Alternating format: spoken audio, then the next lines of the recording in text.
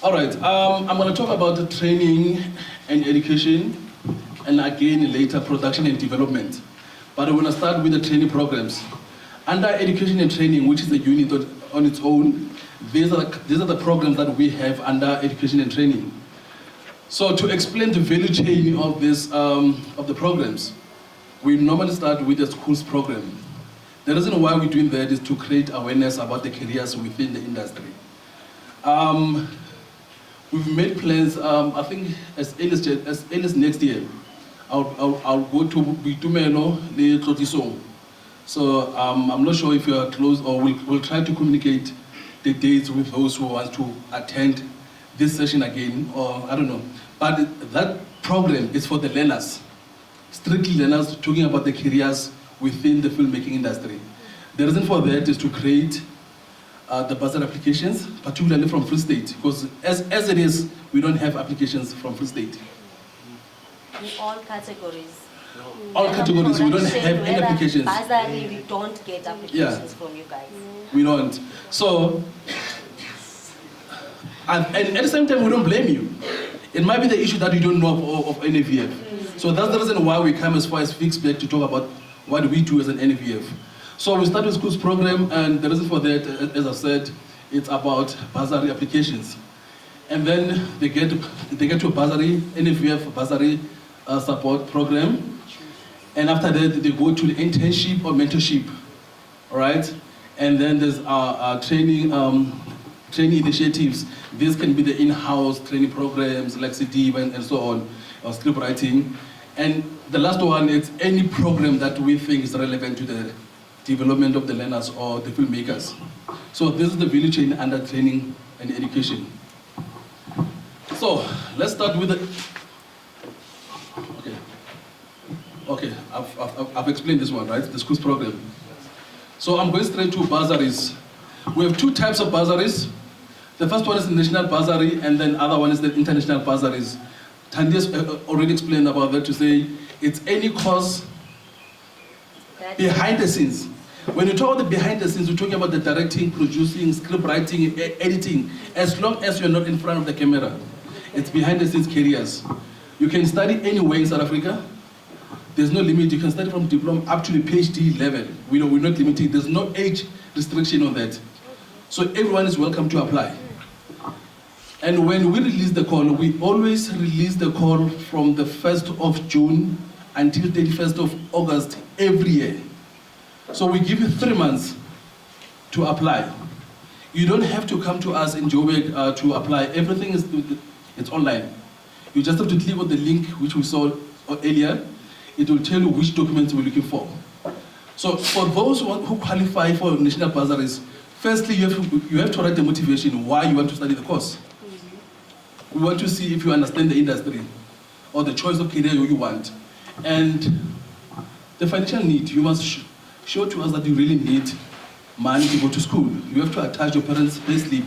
And we're saying from the funding policy, if your parent, single or both, if they earn more than 600,000, you don't qualify for our bursaries. Anything below 600,000, you can apply. And then, as much as you need money, we also need you to perform well academically. You need to perform well academically. So, as I've said, 1st of June until 31st of August, every year. So if you know someone's doing grade 11 this year, and they're going to grade 12 next year, you can tell them they can use their midterm results to go and apply at a tertiary institution. And as a part of the document they need to upload at the NFVF, it's an application letter from the institution that says so-and-so came and applied for this course. You can attach that as a part of the supporting documents. All clear on that? We also have international bursaries. These are post-graduate qualification, honors and beyond. No undergraduate, it's postgraduate, and you have to go and study something that is not offered in South Africa. Any course that is not offered in South Africa, you qualify for this. In order to apply for this, we need a letter of recommendation. It can be from your lecturer, it can be from the industry professional to say, we recommend so and so to go and attend. And as a part of the application, we ask you, what are you going to contribute after completion? What is it that you're going to do for the industry? So we look at all of that. If you're working, because we do have people who are working who are not depending on parents, because when you do postgraduate, most of them are working already. So you need to attach your payslip, right? Clear? Okay, international bursaries we advertise twice. There's the 1st of June until 31st of August. And again, there's in March. So if we advertise in March, we are targeting the students who are studying school in September that year. And if you apply in June and August, then we are targeting for those who are studying next year. So international bursaries is twice, national bursaries is only once. Clear? No question? Okay, then next slide. Okay, not yet. All right, we have mentorship. This is for those who already have a qualification or they're doing the final year of study. To give a good success story here, we had a Blue Eyes production. I think last year, they were looking for 2 female producer and director. Everything was paid for. They went to Canada for 6 weeks. They wanted to expose them on the production set because they were shooting a film, so they wanted those 2 ladies to come and experience the hands-on experience of this industry. So we also have Zanzibar Film Festival. We sent 6 students there to go to Tanzania. It was a co-production between the students from Saudi Arabia, South Africa, and Tanzania. They needed to produce a film within 48 hours. And that film was showcased at the end of the festival. So this is just to give the students an opportunity, a hands-on experience. If you only have a qualification but you don't have experience, this program is meant for that. Can I carry on? Yes. Next slide. Training providers. This is for any person who's from Fixback, who has a training provider company, and that company must be accredited by CETA, M-I-C-T, CETA is the one that's relevant to us. So if you're accredited and you want to train youth around Fixback about script writing, directing, or any other course behind the scenes, you can apply for this funding, which is up to 350,000 per project. The reason why we're doing this, we're trying to bridge the gap between what the tertiary is offering and what the industry is looking for. And some learners, they've never had opportunity to go to school.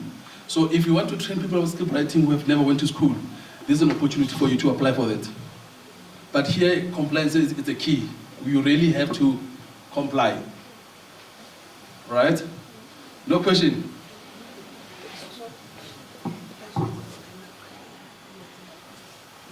Yeah. So, if we have a production company and decided to train people, so what can you do? Are you CETA accredited? Is it CETA accredited?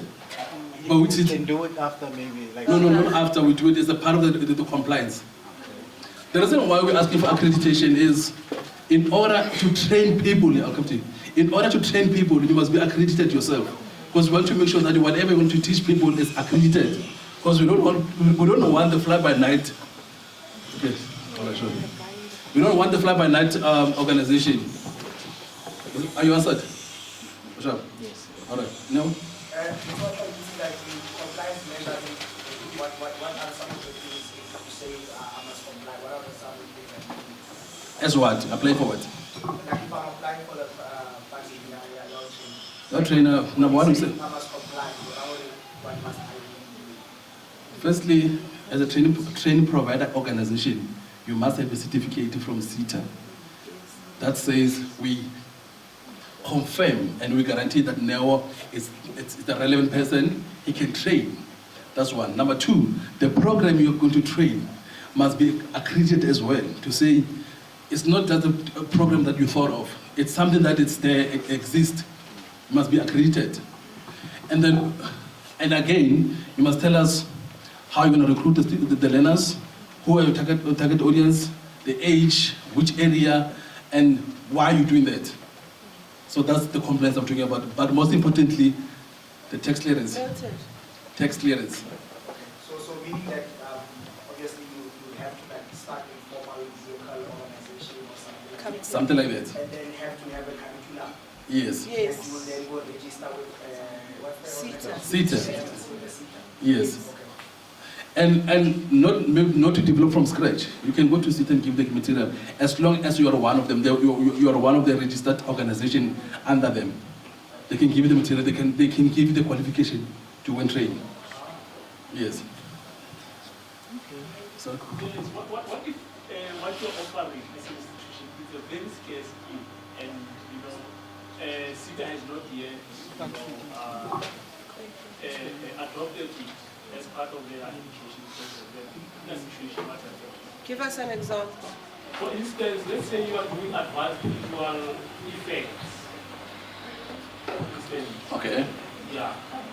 We have situations like that, but then in that case, you have to demonstrate to us it's a very scarce skill, and it must be proven from CETA that it's not there on the list of the qualification. We're thinking of doing the lighting program, which is it's not there. So we also have the producers program, which we are running at the moment, which is not in South Africa. So we have special cases like that, but it has to be proven beyond reasonable doubt to say it doesn't exist anywhere. Then only in that case, but at the same time, that's the program, but then you as an organization, you must be accredited. On that one, you cannot, unfortunately. Any other question? Oh, you get your mark, ne? Did you get? You got Did you not get? Did you No, not get? I got the one here. Oh no, so you sorted. Remember we said anybody who's asking relevant questions we're going to give. Relevant question, Right. not for the sake of asking. All right, so can I move on from the training provider? Next slide, please. There's a guy here who's got a... So honale SIDA, honale CETA. CETA is a Sector Education Training Authority. It's SETA. There's a CITA. There's information technology. That's why we're not talking about that. We're talking about the SE, Sector Education and Training Authority. That qualifies the programs. All right? So you don't, alle fund batho ba shootang music video. No. Filmmakers and music video. I think that what we needed to do before we started, we needed to talk about our exclusions. We don't fund equipment. We don't buy any equipment. We don't fund music videos. We don't fund live performance. People want to act on. We don't do that. And there's a reason for that. The reason is we've been having a lot of black people acting, and money is behind the scenes. That's where the money is. And secondly, if you're gonna have people from America to come and act Mandela in South Africa, and you're sitting here, you can tell the story better than them. So we're saying, why not you? So we're giving funding for that. Tell our stories the way are supposed to be told. That's the reason why we're saying behind the scenes, and we're very strategic about that, to say behind the scenes, nothing else. But if you want to apply for live performance, there's NAC, National Arts Council. That is for those who want to act and dance and craft and all that. You can get it there. But then with us, NFVF is strictly filmmaking behind the scenes. Okay. What fundings do you have available for people who are screenwriters or script development, and also to pitch their scripts at pitch festivals We- here and overseas? We have that. We will touch base on that. I'm sorry, you came late. It's called the festival attendance. So it's either you're invited, or you go to distribute your film there. So all the information are there on that booklet.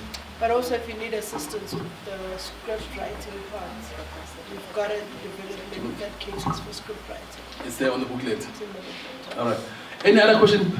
Can we talk? Okay, sure. All right. You put up completely late, but in terms of funding, let's say again, for family, Yeah. Yeah. Is it possible for you to go back and fund that development? No, we don't fund post. We don't fund in retrospect. Retrospective. So if you've already done the development, if you've done the production, you can come to us for the development. Yes. Or you know when you go to editing and snipping and adding music, we can fund you for that. Or if you've completed your project, we can fund you for marketing and distributing it. But what you've done without us, you've done without us. Unless you want to start the project from scratch. Which is going to cost. Scratch There's now. no guarantees. Yeah, all right. Okay, well, the other one is the Career Expo. This is where we are invited to come and exhibit, maybe at the stadium or Sherry Film Festival. We go there with branding and food and we talk to learners about who we are and what we do. This is by invite. We don't do that from our office. If you invite us in time, we come.